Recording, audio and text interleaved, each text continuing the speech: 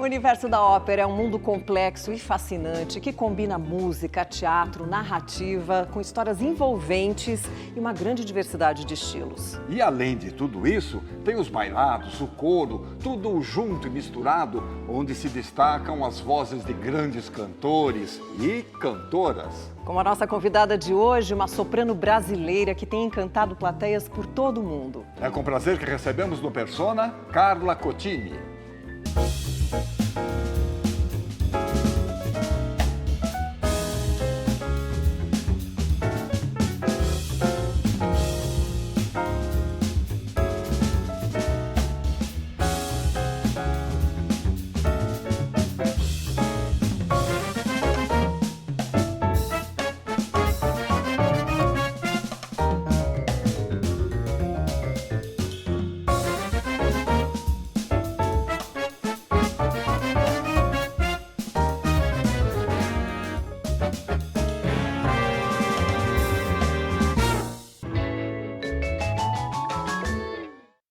Carla, é um prazer receber você no Persona.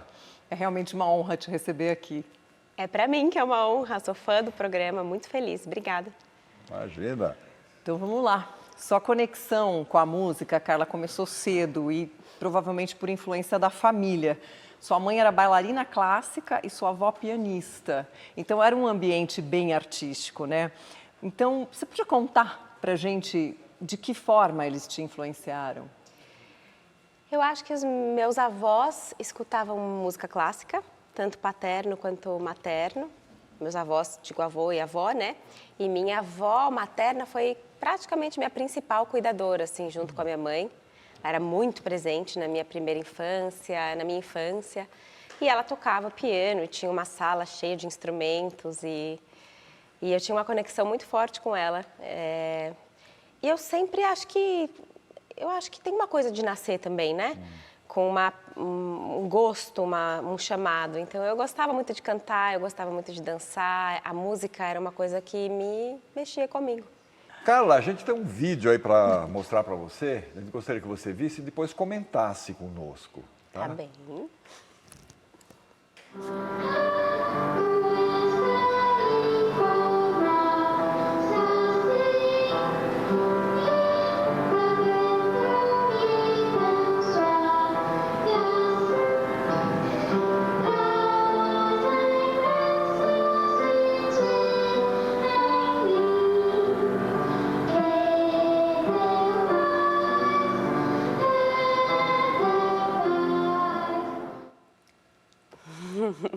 Edelweiss, você tinha acho que uns 9 anos quando fez essa apresentação. Sim. É uma música da Noviça Rebelde, né? Do musical e tal.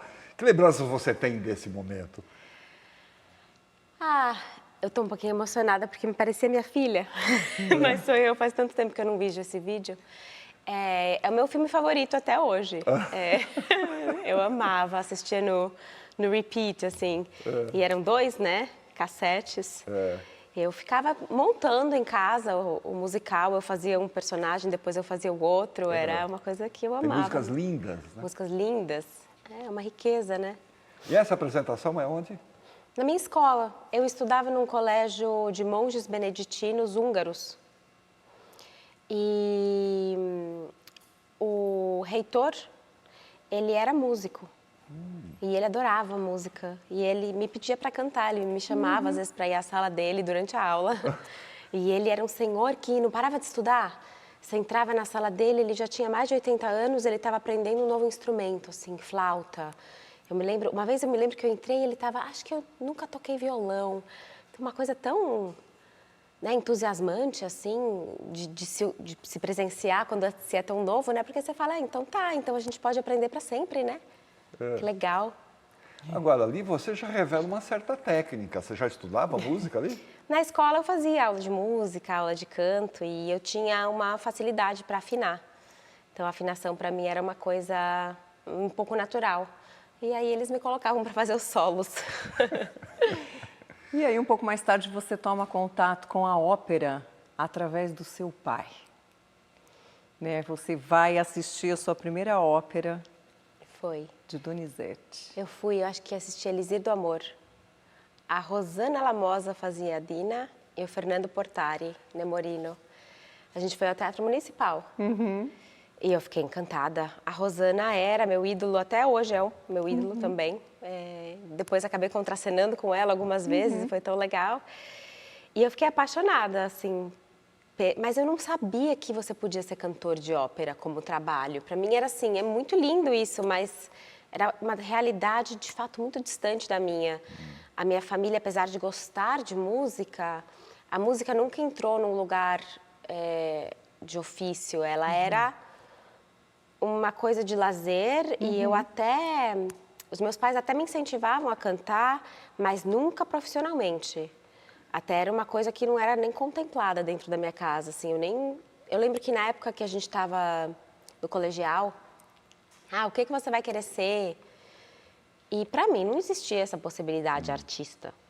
Então, eu me lembro de uma colega minha que falou, eu quero ser atriz. E eu falei para ela, mas isso não é profissão, né? Porque é o que eu ouvia em casa e para mim não era profissão. Tinha 3 opções ali, engenheiro, administrador de empresas e sei lá. Mas você acabou fazendo um curso de teatro meio que escondido da família, não foi? Foi, porque quando eu comecei a cursar administração de empresas na Fundação Getúlio Vargas, que eu fiz e acabei terminando também, porque era assim... Não Isso tinha era negociação. a profissão. Isso era a profissão, não tinha uma negociação ali. De fato, não contemplava essa possibilidade de fazer música. Aí eu fiz a faculdade e quando entrei na faculdade eu ganhei uma certa autonomia. Então eu podia ir para a faculdade, ninguém sabia onde eu estava. E aí eu descobri que tinha uma escola de teatro para lá da faculdade. Então, às vezes, eu falava que eu estava na biblioteca ou que eu ia ficar até mais tarde e eu escapava para a escola de teatro, onde eu comecei daí a minha formação. E você enveredou pela dança também, né? Porque fato é que para você essa junção, né, da voz, do teatro e da dança são fundamentais para tudo hoje, para a ópera, por exemplo. Com certeza. Com certeza. Eu acho que a gente é um corpo cantante. Eu acho que quando você vê uma pessoa em cena e o corpo dela está em cena, é outra coisa. Você não precisa nem cantar. Daí você canta, lógico, mas tem uma coisa de você ter essa conexão com a sua técnica corporal, com as suas possibilidades. Eu tenho muita gratidão. Você fez dança durante bastante tempo? Ou? Sim. Eu fiz clássico, né, até praticamente o fim da graduação. E aí eu fiz contemporâneo, fiz jazz. Bom, e aí um dia aparece um teste para um espetáculo musical, que viria a ser o primeiro de vários na sua vida, né? E era My Fair Lady. E você entrou como swing. Você pode explicar pra gente o que seria swing, né? Antes que alguém pense alguma bobagem. Eu também não sabia quando eu fiz o teste, porque eu fui... A diretora da escola que eu fazia teatro falou, vai fazer o teste. E eu falei, mas eu acabei de começar a estudar. Então ela vai, porque você já vai ver como é. Vai bem bonita, canta uma música bonita, você sabe cantar bem, se comporta, né, não diga nada. Eles olham muito a postura, o que você faz, o que você não faz. Ela sempre foi muito disciplinadora. Vai, se joga para você ter uma primeira experiência. Aí eu falei, tá bom. E eu passei. Eu passei no teste, eu fiquei perplexa, eu tinha acho que 18 anos, assim. E aí eles me ligaram para falar que eu passei, eu não acreditei, e eles falaram, você vai ser swing. Aí eu falei, tá bom. E eu liguei pra Kiki, né, e falei, o que é swing? E aí ela falou, ih, minha filha, você tá lascada. Porque o que era ser swing? Você era a substituta de todas as pessoas do ensemble, que é o corpo... de atores, de atrizes, né, Conjunto, bailarinos, né? conjuntos, que fazem os pequenos papéis, que tem os plots que fazem os pequenos papéis, todos menos a protagonista. E eram 13. Uau! Já começou com 13 personagens. E eu não fazia ideia do que era aquilo, o que era coxia 1, coxia 2, direita, esquerda do palco. Nossa Senhora, mas foi uma escola, assim, muito difícil, porque toda vez que eu ia substituir alguém, eu errava. Eu errava. Também foi um excelente aprendizado de como errar e seguir. Claro. R segue. E os meus colegas iam falando, você está no lugar errado, no palco, vai para a direita. E eu... Sabe? E eu me lembro que foi muito difícil para mim. porque eu queria muito acertar, eu sempre tinha sido muito boa aluna. Hoje eu olho para trás e falo, meu Deus, era muito difícil, mas na época eu queria poder tudo, né? Quando a gente tem essa idade, a gente quer conseguir tudo, eu vou fazer tudo certo. E não vai, né? Aí, na sequência, você emendou vários espetáculos musicais, né? Que foram, por assim dizer, a sua entrada profissional nesse mundo artístico e tal. Agora, você já estava formada em administração de empresas, ou não? Já estava? Sim. Não. Ainda não? Estava se O formando? My Fair Lady eu fiz ao mesmo tempo que a GV, depois eu fiz mais um musical durante a GV. Eu fiz vários estúdios, assim, que eram... que a gente fazia cursos de verão, que depois apresentava. Eu fiquei sempre em ofício, né, depois do My Fair Lady, nunca parei. E assim que acabou a GV, eu fui para Essa é a Nossa Canção, no Rio de Janeiro, porque a Amanda teve um problema no joelho e eu entrei para substituir. Amanda Costa, né, que fazia o espetáculo. Sim, o Tadeu Direção Aguiar. do Tadeu. O Tadeu estava no My Fair Lady. E um dia ele estava na coxia, a ponto de entrar em cena, e ele se esqueceu a fala. Ele, ai meu Deus, o que eu tenho que falar? Cadê o texto? Cadê o texto? E eu estava lá brincando com as perucas, porque eu ficava na coxinha um tempão quando eu não substituía, né? E eu ficava arrumando o que fazer. E eu falei, seu texto é tal, tal, tal. Dele, obrigada. O dia que eu produzir um musical, você está contratada. E ele me chamou mesmo para substituir. E aí, como é que foi o momento de largar a administração de empresa e embarcar mesmo nesse mundo das artes, dos musicais e tal? Como é que a família recebeu isso? Quando eu decidi fazer o My Fair Lady, meu pai não queria deixar. Não. Eu falei, pai, agora eu já assinei o contrato. Eu vou fazer. Eu vou ligar para esse cara aí, o diretor. Eu falei, você não vai ligar. Meu pai, né, uma pessoa bem... Era o Jorge Tacla, né, o diretor? Impetuosa, sim. Ele era rígido. Ele é. Ele é. Ele é. E imagina ele ligando para o Jorge, queria ser uma abelha para escutar essa conversa. Mas aí ele falou, então beleza, você vai fazer, mas você vai concluir a faculdade. Eu falei, tá certo, vou concluir a faculdade. E depois que ele foi assistir, ele ficou apaixonado pelo Jorge, pelo espetáculo, por tudo, porque era lindíssimo esse espetáculo, lindíssimo. E aí quando eu terminei a faculdade, foi uma coisa do tipo, tal diploma mesmo, assim. E aí eu já tinha passado em audição para fazer o Cats e eu já sabia que eu ia seguir a carreira artística, então foi uma coisa natural e depois eu nunca mais parei de trabalhar. Papai se conformou. Se conformou. Ah, deve ter o maior orgulho. Né? Se conformou.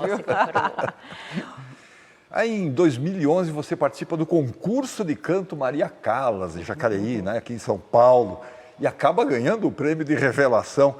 Como é que apareceu esse concurso para você e como é que você se preparou para isso? Eu tinha terminado a temporada do Cats em dezembro. E aí eu fiz uma audição para fazer Evita. E eu passei. Mas daí houve um problema na contratação e eu acabei não fazendo. Nessa hora, eu tinha um grande amigo meu, que era minha alma gêmea, meu alter ego mesmo, assim, Rafael Andrade, pianista. Nós éramos única, nós não nos separávamos, ficávamos juntos o dia inteiro. Ele é um pianista maravilhoso, um artista maravilhoso. E ele falou assim para mim, vamos entender o sinal do universo e parar de fazer teatro musical com essa voz? Né? Você tem mais para dar. E ele era muito amante da ópera, então tinha um viés ali, né? Eu acho que não tem mais ou menos teatro musical e ópera são apenas diferentes. Eu não acho que um é mais do que o outro, né? Mas ele sempre quis me levar para esse lado da ópera. E eu sempre gostei de cantar acusticamente, eu sempre gostei de cantar com a colocação lírica, era muito natural para mim. E ele me inscreveu no concurso. E ele falou, você vai cantar isso, e eu vou te preparar. O concurso era em abril ou maio.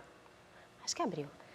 E ele me preparou em 4 meses. E como eu não sabia nada, eu topei cantar coisas que hoje, se eu fosse cantar, acho que eu ficaria 1 ano me preparando. Muito bom. Muita gratidão a ele. Muito. Maravilha. Muito bem, depois de você ganhar esse prêmio Revelação, a tua vida mudaria. Então vamos falar sobre essa tua entrada aí no universo do canto lírico no próximo bloco? Voltamos já com Carla Cotini.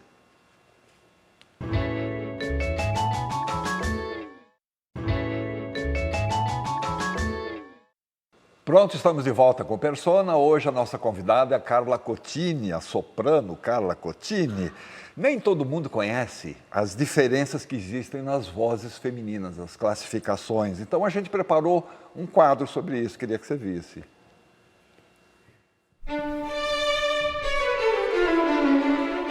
O timbre vocal, também chamado a alma da voz, é o que dá a personalidade única à voz de cada indivíduo. Como nos instrumentos musicais, a voz de cada ser humano produz um conjunto de harmônicos e sobretons que definem sua coloratura, mesmo que a nota musical seja a mesma. Na música clássica, as vozes femininas costumam ser categorizadas em 3 tipos. A contralto, a voz mais grave, caracterizada por um timbre profundo e encorpado. A mezzo-soprano, que combina a riqueza dos graves com o brilho dos agudos, permitindo transições variadas entre os tons suaves e momentos mais intensos.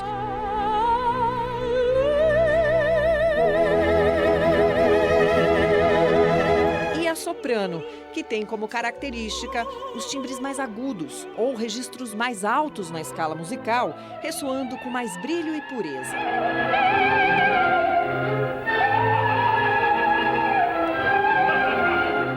Nossa convidada de hoje, Carla Cotini, é uma soprano que tem emocionado plateias por todo o mundo com sua voz pura e comovente, para deleite dos amantes da boa música.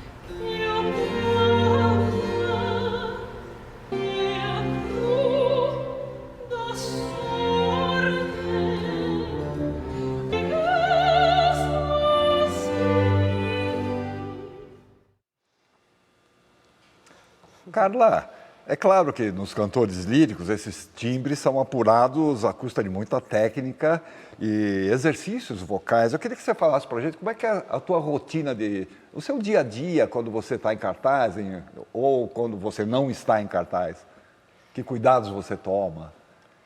Eu acho que todo cuidado é pouco. Assim, eu tenho hoje muito respeito pelo meu instrumento. É uma coisa que no começo da minha carreira eu não percebia a importância disso e atravessei dificuldades ao longo da carreira. E hoje eu tenho um respeito, assim, quem decide o meu dia é a minha voz. Então eu vou acordar e vou sentir o que eu vou precisar hoje e cada dia a gente está de um jeito, né? Principalmente as mulheres, a gente tem variação de ciclo, isso interfere na voz, como você dormiu, agora com a maternidade também o sono acaba sendo diferente, né? E se você conseguiu se exercitar, o que você comeu, tudo isso influencia na voz, o seu estado de humor. A voz, ela é um espelho da alma. Então, você não tá todo dia igual. E eu gosto de aquecer tudo. Eu gosto de chegar no palco íntima comigo mesma, assim, acesa. Eu gosto de chegar com tudo aceso. Eu acho que a gente começa o espetáculo de um outro lugar, sabe? A gente tem algumas mensagens para você de companheiros seus na arte, na vida. Olha só a primeira. Eu conheci a Carla antes da fama, ela bem novinha, foi minha aluna num curso na Casa do Saber. E esse é um dado mais do que anedótico, é revelador. Por quê? Muitas vezes o jovem artista tem ilusões, acha que o talento já basta e por causa desse talento que o mundo vai se abrir para ele, que as portas estarão todas abertas, todo mundo vai cair de joelhos diante desse talento. E a Carla não, ela sempre foi muito consciente de que o talento é um ponto de partida, de que o talento tem que ser cultivado, de que o talento tem que ser aperfeiçoado. Ela sempre teve muita curiosidade, muita fome de saber, muita fome de aperfeiçoamento, sempre estava fazendo perguntas, procurando coisas, querendo saber mais. Eu acho que esse é um dos motivos pelos quais ela chegou onde chegou.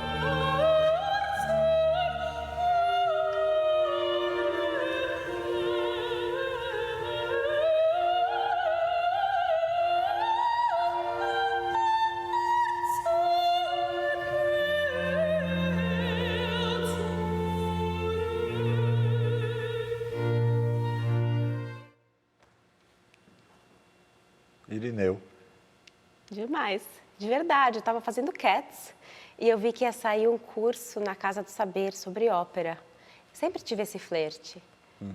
Eu sempre quis entender por que era tão forte, né? Porque às vezes eu ia ao teatro e eu ficava muito movida, mas eu não entendia por quê. E aí eu me lembro de acordar super cedo no dia seguinte dos espetáculos, né? Porque musical acaba tarde. E eu estava lá com as minhas olheiras na aula do Irineu. Tipo, mas é o professor. E ele é magnífico, né? Acho que é uma grande pedra viva assim que a gente tem aqui no Brasil de uma fonte, né, de informação, de cultura, uma referência, uma né? referência. Fico muito honrada. Agora, Carla, quando foi que você pela primeira vez finalmente entrou em cena mesmo numa ópera? Então, quando eu fiz o concurso Maria Callas, o Ézer Menezes da Arte Matriz, agente, empresário aqui no Brasil, me viu. E ele era muito amigo do Rafa, esse meu amigo pianista. E ele falou, essa menina tem alguma coisa. E ele falou, deixa eu fazer um teste com você. Vai ter uma boêmie em Sergipe, em forma de concerto, meio encenada. Você topa? Eu topo. Então, eu me lembro que eu fiquei estudando, mas todo mundo que passava pedia para me ensinar alguma coisa. E eu engoli a partitura. E fui. E fiz essa boêmie. Assim, eu me lembro que no primeiro ensaio a voz encalacrou, depois encalacrou um pouco menos, e eu me diverti nas récitas, e o Ézer foi assistir, e quando saiu, ele me perguntou se eu queria, então, fazer parte do casting dele. E aí a minha primeira ópera mesmo, com cenário, figurino, tal, profissional, foi Dom Giovanni, no Teatro Municipal de São Paulo, porque eu já estava na Arte Matriz, que era essa agência, eu cantei Uma Viúva Alegre, que não é uma ópera, é uma opereta, em Belo Horizonte, que foi super legal.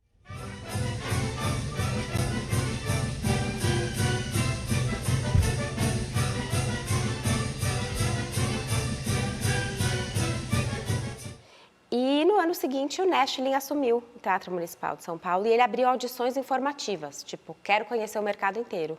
E eu vim de Valência para audicionar. E eu passei para fazer de Zerlina e foi super excitante. Dom Giovanni. Dom Giovanni. Que é o seu trabalho mais recente aqui no Brasil, né? Sim. Agora. No mesmo teatro. No mesmo teatro, veja só. Emocionante, muito emocionante. E João e Maria? João e Maria foi... eu fiz mesmo, em 2012, lá na Espanha. Eu fiz, é verdade. Essa foi a minha primeira ópera mesmo, assim, que eu fiz. É que eu estava pensando no Brasil. Foi em 2012, João e Maria, eu acho. Eu tinha acabado de terminar o conservatório, estava ainda em dúvida, e a gente estudou João e Maria no conservatório. E foi tão legal que a montagem acabou indo para fora. E a gente acabou fazendo outros espetáculos. Perfeito.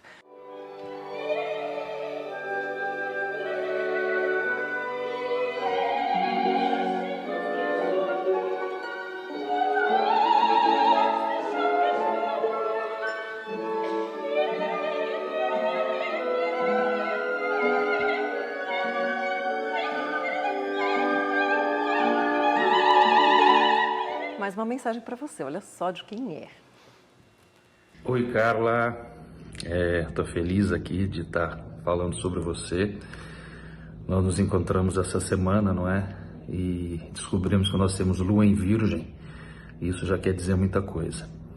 Mas eu conheci a Carla fazendo a opereta O Morcego no Teatro Municipal de São Paulo.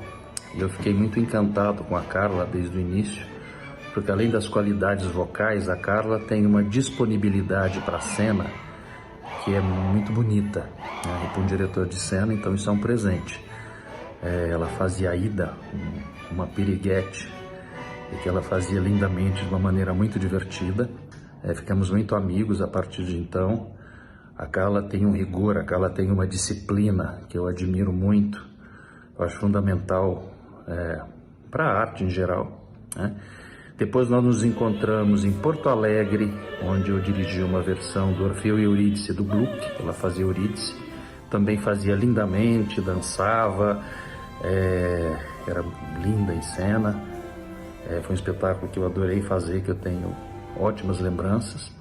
E depois nós nos encontramos em cena, claro, no Teatro São Pedro, fazendo Os Amores do Poeta, que foi um espetáculo que eu criei em cima das canções do Schumann.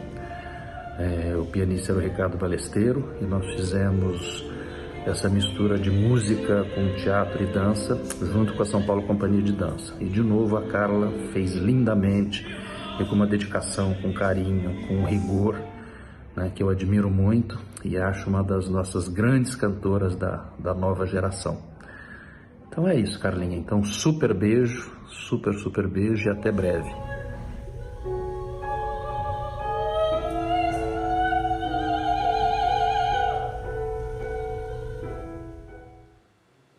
Ai, como o William é demais, né? Esse espetáculo é lindo, sabia? Esse espetáculo é lindo. Lindo mesmo, né? O William é também, sabe, uma pessoa com uma cultura, né? Você senta para conversar com o William, você sempre aprende. Ele sempre tem o que te dar, ele te dá, ele te dá, ele te dá, ele te dá. É uma maravilha. Carla, num certo momento você decidiu sair do Brasil, né? E atualmente você mora em Berlim. Por que você escolheu a Alemanha para morar? É realmente um campo fértil para o que você faz? Eu tô fora do Brasil desde 2011, desde esse concurso. Porque esse meu amigo Rafael morava na Espanha. E aí eu fui lá audicionar para o conservatório, né? Já que eu então ia ser cantora de ópera. E eu passei, peguei uma bolsa e fiquei. E aí eu fiquei 5 anos lá. Depois desse Dom Giovanni que eu fiz aqui no Brasil, eu fiquei namorando a ideia de estudar na Itália com o professor do cantor que cantava o Dom Giovanni, que é um excelente cantor até hoje. E eu fui, então, quando eu concluí o meu mestrado na Espanha, eu fui atrás desse senhor, que vai cumprir 90 anos daqui a 15 dias, e estaremos lá na Itália para cantar para ele. Quem é? Demais! Chama Vito Maria Brunetti. E aí eu fui fazer uma academia de ópera em Berlim. Bodas de Fígaro, de novo. E aí, quando eu fiz essa academia, eu já senti um negócio ali em Berlim.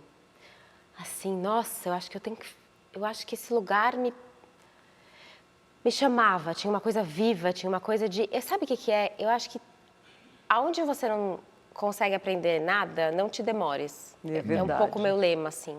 Terminei a temporada, vim para o Brasil, fiz esse outro Dom Giovanni que apareceu aqui, fiz minhas outras produções e me ligaram de Berlim novamente. Porque uma soprano cancelou para fazer João e Maria e eles lembraram que eu já tinha feito e eu fiz um jump in, né, que eles chamam. Na Alemanha, Einspringen. Você pula dentro. E aí eu falei, eu não vou embora. Eu não vou embora. Mas aí eu fui embora, porque eu tinha que cantar outras coisas aqui, várias outras coisas. Mas eu fiquei com essa coisa de Berlim. Aí eu falei, eu vou ficar 2 meses para aprender alemão. Aquela que acha que vai aprender alemão em 2 meses. Sei. Mas eu fui. E eu conheci meu marido. Que, né, conheci meu marido, comecei um relacionamento e fui ficando. E as oportunidades foram surgindo. Então não foi, assim, eu não escolhi. Tá. Eu acho que a vida escolheu um pouco. Bom, e quem será então que te mandou umas palavras diretamente da Alemanha? Não sei. Hola Carla, ¿cómo estás? Saludos desde Berlín. Estoy aquí checando a mi hijo, por eso veo para allá, pero estoy muy contenta de poderte mandar un mensaje desde aquí, de esta manera tan diferente. Estaba recordando que la primerísima vez que te conocí fue cantando, antes de escucharte hablar, te escuché cantar y estabas cantando La Zerlina. Y habías vuelto de Brasil, de hacerla allí, y ahora estás otra vez, no sé, 11 años después, creo, haciendo otra vez esta pieza, y todo lo que hemos vivido por en medio ha sido como 5 vidas, ¿no? Es un placer y un privilegio. Bueno, estoy muy agradecida de compartir escena contigo en el teatro y en la vida. Creo que se lo deseo a todos, que saquen el provecho de poder compartir contigo.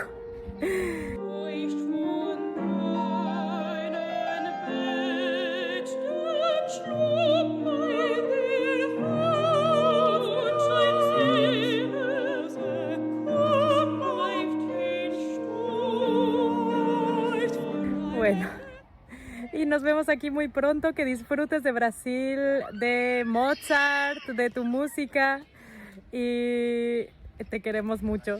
Mateo, da un beso a tía Carla. ¡Mua! Adiós. Muito bom. Essa é também uma gênia. Eu tenho uma sorte, aí que tá. As pessoas falam que eu tenho disciplina, que eu tenho isso, eu tenho pessoas. Eu tenho pessoas, essa menina é gênia.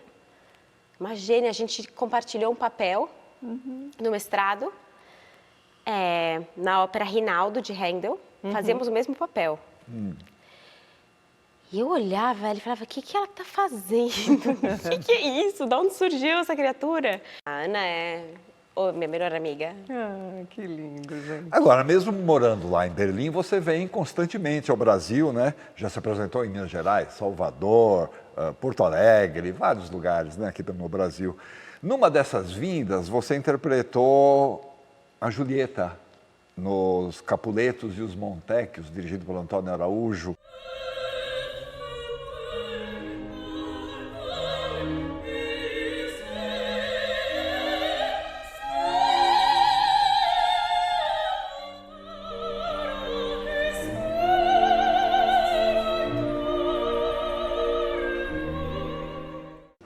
Esse trabalho marcou o seu retorno depois de uma série de problemas que você teve com cordas vocais, né? O meu problema especificamente, ele era anterior à minha carreira. Então, eu tinha uma eu tinha uma lesão bilateral na prega, as duas pregas eram lesionadas desde a minha infância. E era uma questão de hábito de fala. Então, a minha mãe tem esse problema e meu irmão tem esse problema. Eu só fui descobrir isso anos depois, porque o meu otorrino hoje trata os dois que estão perdendo a voz. Olha isso. Eu fui enfrentando muita dificuldade, principalmente quando eu fui ganhando mais espaço e eu fui recebendo papéis mais difíceis, mais exigentes.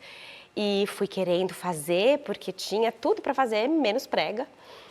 E depois do Elixir do Amor, em Belo Horizonte, já foi bem desafiador. E o Rigoletto aqui foi a cereja do bolo, onde eu falei... e aí, emocionalmente, foi um período muito difícil para mim. Eu me deparei com todos os meus fantasmas, né? Que a insegurança de será que eu vou dar conta, será que eu não vou dar conta? Claro. Os comentários dos colegas, as críticas, a autocrítica, que no fundo é a única que de fato, né? E aí, em 2020, dentro de uma sessão de terapia psicodélica em Berlim, eu vi muito claramente que ou eu ia me operar ou não ia dar. E aí, 2 dias depois dessa sessão, eu marquei minha cirurgia lá em Berlim e operei e foi muito difícil. Muito difícil. De fato, assim, eu acho que eu demorei uns 2 anos para conseguir, de fato, ser dona da minha voz. E aí casou com o fato de eu ter engravidado, né? Eu comecei a ensaiar os Capuletos 2 dias depois que eu descobri que eu estava grávida. Então, eu cheguei para os ensaios naquela fase da gravidez, do primeiro trimestre, que você se sente muito mal, com muita náusea, uma fadiga. Então, os Capuletos foram também, para mim, um processo muito dolorido, porque eu ainda não estava segura da minha técnica vocal. E aí eu encontrei um novo desafio, que era atravessar esse trimestre, que eu tinha vontade de não fazer nada, eu não tinha energia e eu ficava muito enjoada. Então, todas essas inseguranças, e o Antônio Araújo foi o que ele é, né? Maravilhoso. Maravilhoso. Me acolheu com todo o carinho e falou, faz a sua cena. Eu compro o que você está fazendo, vai, pode ir. Eu tive que lidar com comentários de que não tem energia, não chega na nota, tudo bem, isso foi difícil. Mas eu não me arrependo de ter feito. Provavelmente outra colega teria cantado melhor naquele momento, devo dizer. Mas era meu, né? É isso. E eu acho que trabalhar com o Antônio é uma coisa que todo artista deveria ter o prazer, né? E a honra. Então, foi isso, assim. Grande Antônio Araújo. Grande Antônio Araújo. Você citou Luiz Gustavo Petri, né, um grande maestro que hoje é diretor artístico da Brasil Jazz Sinfônica e que é a nossa orquestra aqui da casa, com muito orgulho. Como é que foi a experiência de cantar com essa orquestra? Na época regida pelo maestro João Maurício Galindo, quando você se apresentou. Foi o Galindo, sim. Eu entrei meio que substituir. A Camila era que estava fazendo esse projeto e eu acho que ela teve um convite para fazer outra coisa. E eu entrei substituindo, então eu tive pouco contato com a orquestra, mas era um espetáculo lindo. Eram músicas de Bernstein e eram colegas, os mesmos colegas que eu fiz esse espetáculo do Schumann com o William. E eram quase concomitantes os espetáculos, então estávamos todos já numa egrégora, né? Então foi super envolvidos, foi muito legal.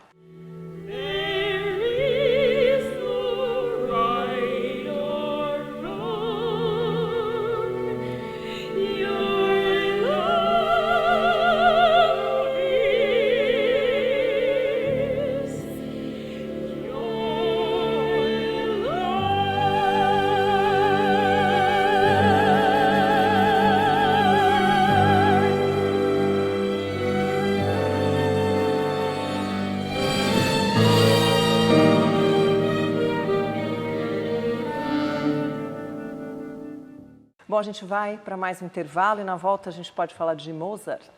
Pode ir? Voltamos já com Carla Cotini.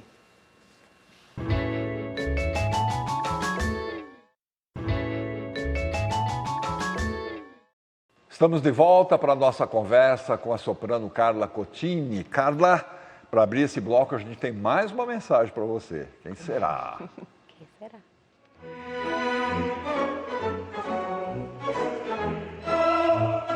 Olá, eu sou Rodrigo Esteves, barítono, e coincidi com a Carla Cotini em 3 ocasiões, nas Bodas de Fígaro, no Aina da Mar e no Rigoletto.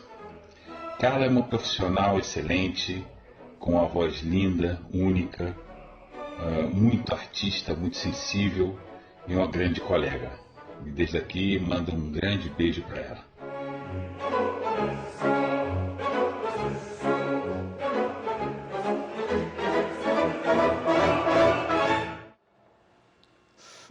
Rodrigo, lindo demais. Rodrigo canta muito lindo, muito lindo. Fiz as primeiras Bodas de Fígaro no Brasil com ele, em 2014. 2014, com a Lívia Sabag dirigindo, foi o Malheiro regendo, foi maravilhoso. Rodrigo era meu Fígaro e depois fomos fazer no Rio e foi ainda mais legal ainda no ano seguinte. Depois vai Nadamar. E depois o Rigoletto, que para nós dois foi um grande desafio. Nós dois estávamos debutando o papel e nos apoiamos muito.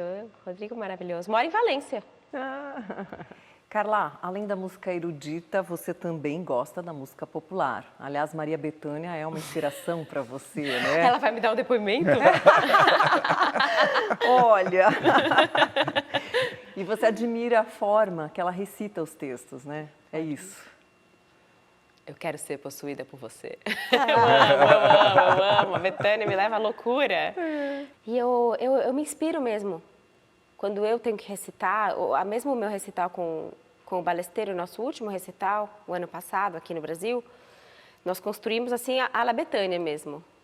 Recita poesia, canta música, recita poesia, canta outra música, uma coisa junta na outra, não tem aplauso, a gente não quer aplauso, a gente quer seguir.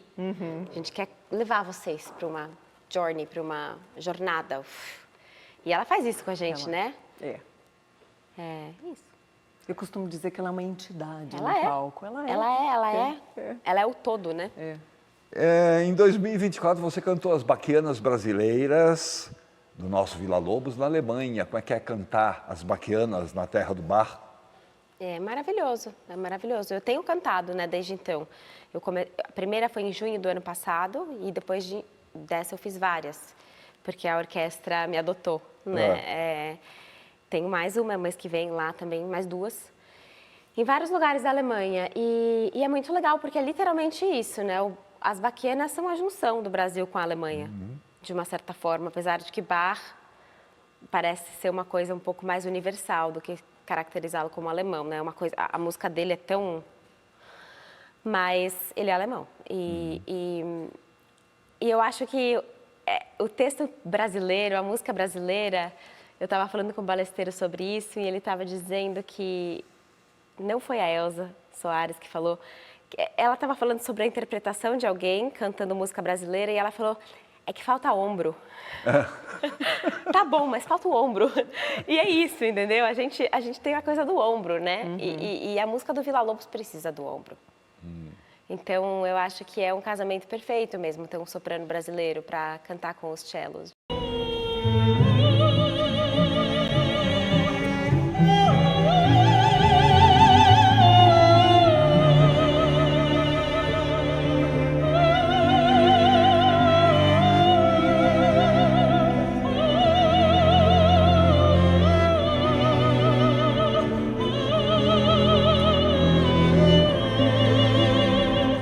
Bom, e a gente tem um recado de um companheiro seu constante aí na tua vida, olha só. Eu conheci a Carla há alguns anos, quando ela veio trabalhar uma obra para um concerto que ela tinha em Minas Gerais. Eu, como pianista, também trabalho nos processos de preparo de cantores para concertos e óperas. Mas uma das minhas principais atividades, e aliás o meu maior interesse, é no repertório da canção, que é esse gênero que funde música e texto. E a Carla, logo de cara, me chamou muito a atenção pelo poder comunicativo e expressivo do seu canto. O jeito que ela articula o texto, sempre a serviço de algo que está por debaixo. E essa flexibilidade vocal é essencial para o repertório da canção. Então, lá naquela época, eu pouco a pouco a trouxe para o repertório da canção. E a gente começou uma parceria maravilhosa. E eu tenho nela uma grande parceira que sonha em projetos, que pensa a música de uma forma mais ampla, mais comunicativa, mais em contato com o dia de hoje, com o público. E eu sinto que quando eu toco com ela, eu nunca estou a acompanhando, porque ela sempre está também me ouvindo. Então eu acho que a gente caminha juntos, olhando para uma mesma direção na música, e a gente sempre está grudado um no outro. Isso é muito bonito.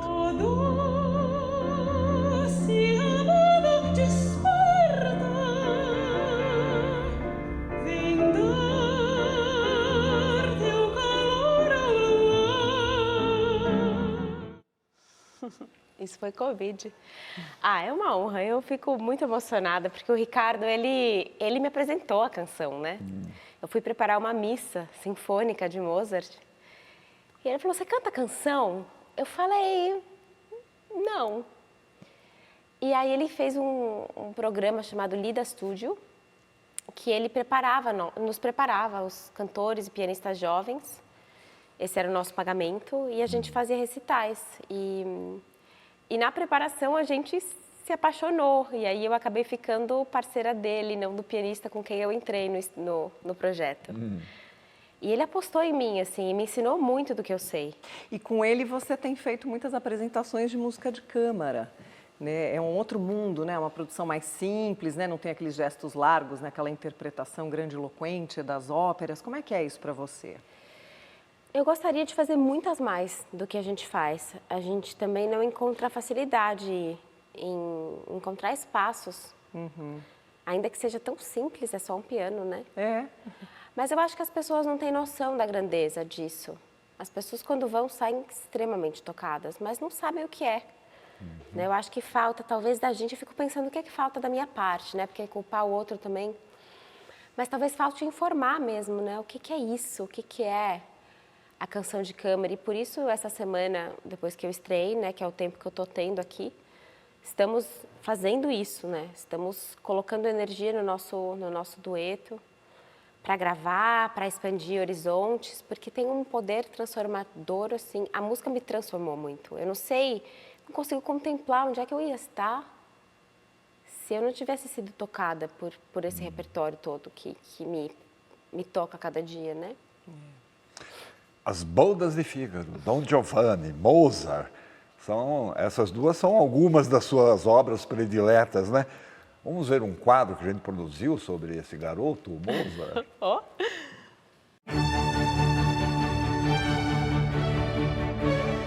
Wolfgang Amadeus Mozart nasceu em 1756 na cidade de Salzburg, na Áustria, e aos 5 anos de idade já encantava a Europa com suas composições e seu precoce talento musical. Aprendeu com o pai a tocar violino, cravo e piano, tornando-se rapidamente um gênio que desafiaria os limites musicais de sua época. Começou a compor ainda criança e costumava viajar pelas cortes da Europa, se apresentando para os reis e os nobres. Aos 11 anos, escreveu a sua primeira ópera. Na fase adulta, compôs obras marcantes, dentre elas As Bodas de Fígaro, A Flauta Mágica e Don Giovanni, que transformaram a música clássica com sua inovação e sensibilidade únicas. Mozart morreu aos 35 anos, pobre e em circunstâncias misteriosas.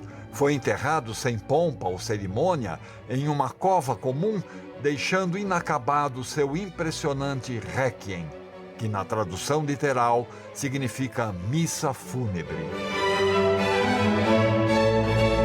Mas a sua música continua viva e inspirando intérpretes como Carla Cottini, que interpreta Zerlina da ópera Don Giovanni, uma das suas personagens favoritas.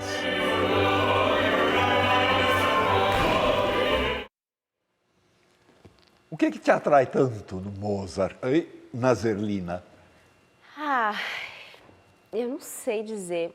Eu acho que, uma vez eu estava preparando um repertório mozartiano e eu tenho um grande mestre que mora na Espanha, ele é catalão, e cembalista, pianista, preparador.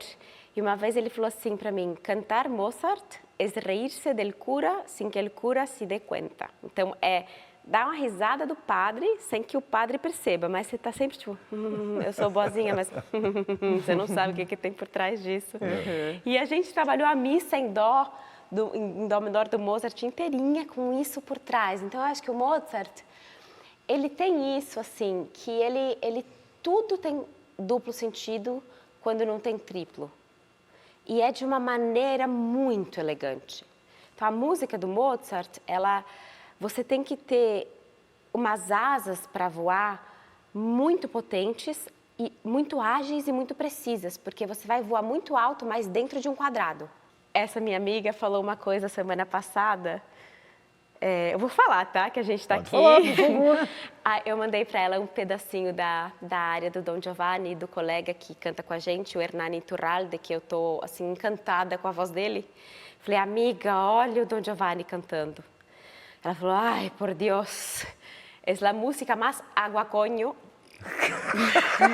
que han escrito jamás. E é isso. Só que não tem um exagero, entende? Ela é isso, ela tem uma medida, mas é uma medida que dentro dessa medida há um universo. Então é assim que eu sinto. Eu saio sempre que eu estou cantando Mozart, independente se a produção é X ou Y, é a música, é o compromisso com aquela música e tudo que pode ser feito dentro daquilo. Entendeu? Cada frase, ela vai para um lugar, ela tem... Você também é graduada em psicanálise e elaborou um trabalho chamado A Escuta como elemento principal, né, onde você compara os desafios do cantor com os do psicanalista.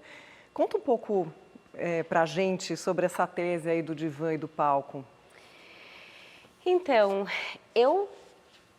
depois que eu me operei, como eu estava achando difícil voltar a cantar e não sabia se ia rolar isso ou não, e também queria engravidar, queria explorar essa outra parte, eu me inscrevi para fazer. Eu sempre gostei muito de análise, sempre fiz análise, eu adoro todos os tipos de terapia e acho que acaba sendo meio parecido com a arte, ela te obriga a se conhecer, né?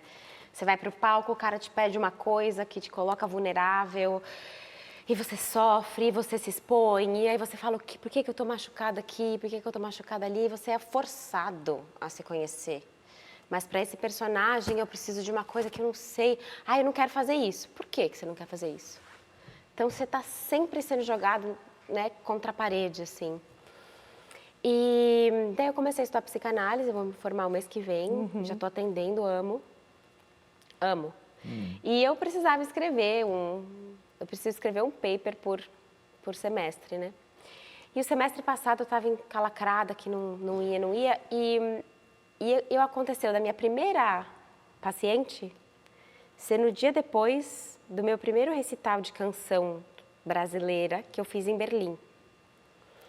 E eu estava muito inebriada pela minha persona, soprano, artista, e eu fui atender.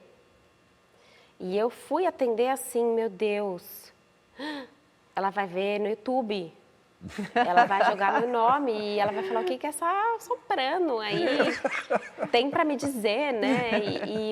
E eu em análise, em supervisão, e eu entendi que, de fato, né, eu hoje analiso no divã, né, eu mesma deito no divã, e me sinto muito livre. Eu sinto que no divã e no palco, a gente pode dar muito espaço para a fantasia. Ou o nosso objetivo é dar espaço, dar voz, né, à fantasia. Que, no fundo, é o que a gente é. Né? Cada uma dessas fantasias compõe quem somos. Cada uma dessas personas, cada uma dessas viagens, que não são viagens porque nos habitam, são quem somos, né? Então, eu percebo que tem uma coisa que me ajuda nos dois ofícios e a coisa da escuta, que é a coisa tão particular no meu trabalho com o balesteiro, que a gente nunca faz igual. A gente nunca faz igual. Ele vai e ele demora mais um segundinho, que vai fazer eu respirar um pouquinho mais tarde e que vai, entendeu? E eu acho que, como analista, é no lapso, né? É no ato falho, é no escorregão do analisando. Ou é naquilo que ele fez diferente hoje que eu vou falar, tchan, tchan, o que tem aí? Então, eu vejo relação, assim. Eu ainda estou nesse processo de entender como isso vai funcionar. Mas é muito rico. Muito rico. Muito rico. Mais um recado para você. Vamos ver de quem é? Carla Cottini, cantora fabulosa, um prazer sempre quando eu tive a oportunidade de trabalhar com a Carla. Fizemos muitas coisas aqui no Teatro Municipal, também um concerto lindíssimo no Teatro Vermelhos em Ilhabela. E ela sempre dominando o seu papel, dominando o idioma que canta, era com uma formação impecável. Enfim, sempre um prazer essa troca de ideias e essa colaboração, essa coisa viva de fazer música juntas. Então é sempre um prazer trabalhar com você, Carla.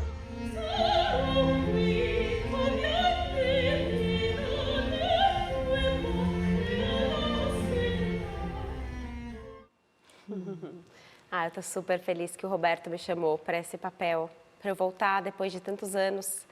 Ele estava comigo, né, quando eu estava com a minha lesão. Ele não sabia, eu não sabia nem como lidar com isso naquele momento. E ele me chamou de volta, mesmo eu tendo tido dificuldade lá. E eu tenho muita gratidão. Ele está fazendo um trabalho enorme lá no Teatro Municipal. A casa está sempre cheia. E, meu Deus, é muito bom estar lá com ele novamente. Beleza. Carla, um prazer ter essa conversa com você, né? Tantas coisas que você traz aqui pra gente, né? Desse universo da ópera e da tua vida. Obrigada pela tua presença aqui. Eu que agradeço, gente. Carla, viva a música, viva a ópera, viva a arte, viva os artistas que, como você, nos encantam e que fazem com que a gente entenda que o ser humano tem esse dom de se aproximar do sublime, né? Sim. Foi muito bom ter você aqui com a gente. Obrigada, estou muito E a gente feliz. estaria abusando se pedisse para você cantar aí um trechinho de uma área, enfim, uma canção. Uma frase. Uma frase. Porque, afinal de Deixa contas, eu ver. você é a primeira soprano que está aqui com a gente no programa. Ó a responsabilidade, né? Eu acho que tá. Eu vou fazer um trechinho, eu vou cantar uma frasezinha de uma das minhas peças favoritas, de Debussy, que eu faço sempre com o Ricardo. Pode ser? Pode ser. É um pedacinho, vamos ver, não sei nem que tom que eu tô. Bom, por enquanto vamos nos despedindo de quem acompanhou o nosso programa até agora. Voltamos na semana que vem. Lembrando que quem quiser ver ou rever ou recomendar, o programa está disponível na nossa página no YouTube ou pelo aplicativo Cultura Play. E a gente fica agora com Carla Cotini. Sim.